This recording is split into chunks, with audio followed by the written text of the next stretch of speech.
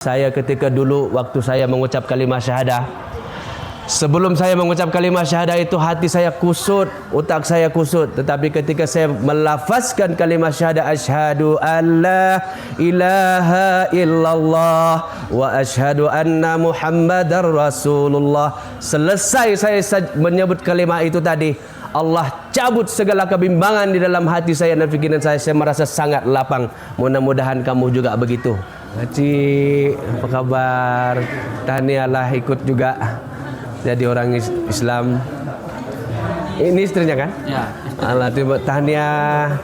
Akhirnya hati itu tenang juga memilih Islam. Mudah-mudahan boleh bersama-sama anak-anak di akhirat nanti. Amin, amin, amin. Memang kadang-kadang ada orang tua yang selalu saya jumpa begitu tuh. Bila anak sudah masuk Islam, tiba-tiba kedua orang tua yang belum masuk pikir dia ada tiba-tiba ada rasa susah hati yang dapatkah saya bersama anak-anak saya nanti di akhirat.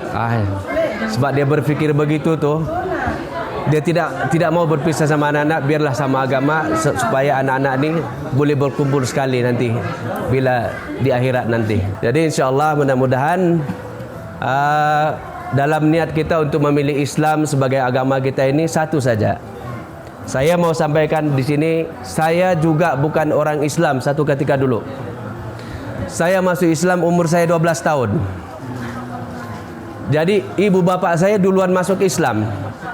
Ketika ibu bapak saya duluan masuk Islam, saya ini tidak mau.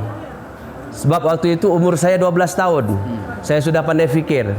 Agama saya agama Kristen. Saya selalu tuh pergi gereja setiap minggu. Jalan kaki, bukan ada kereta, bukan naik Porsche ke basikal, tak ada. Miskin bah. Basikal pun tidak mampu beli. Jalan kaki pergi gereja.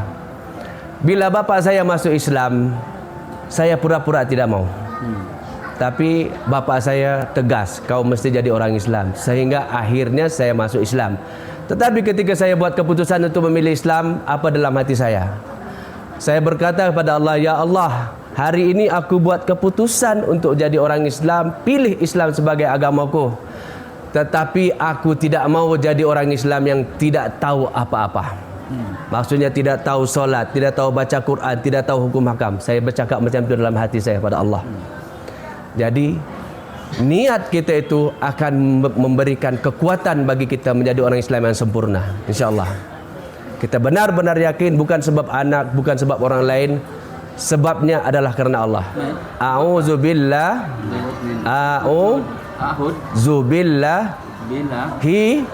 minas syaiton nirrajim. Bismillahirrahmanirrahim. Asyhadu an la ilaha illallah. Saya ulang ya. Asyhadu an la, saya sebut dulu baru ikut. Asyhadu an la ilaha illallah. Aku bersaksi bahwa tiada Tuhan yang disembah melainkan hanya Allah. Betul-betul dalam hati sekali ya. Wa asyhadu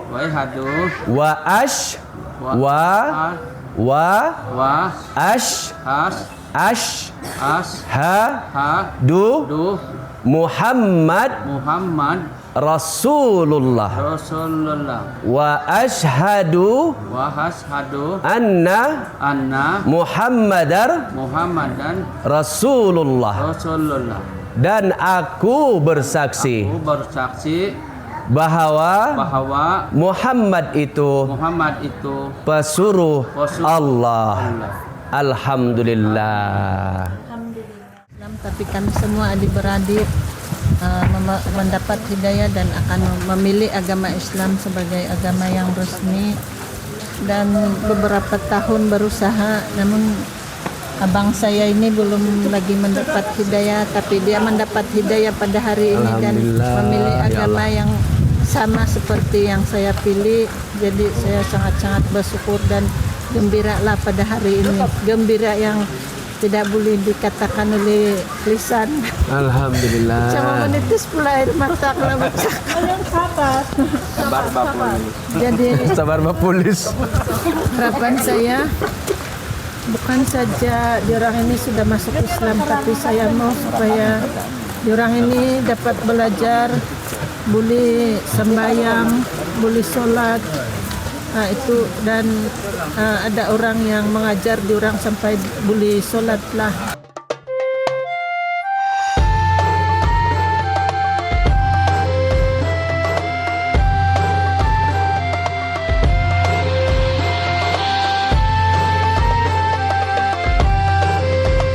Terima kasih ustazustazah.com.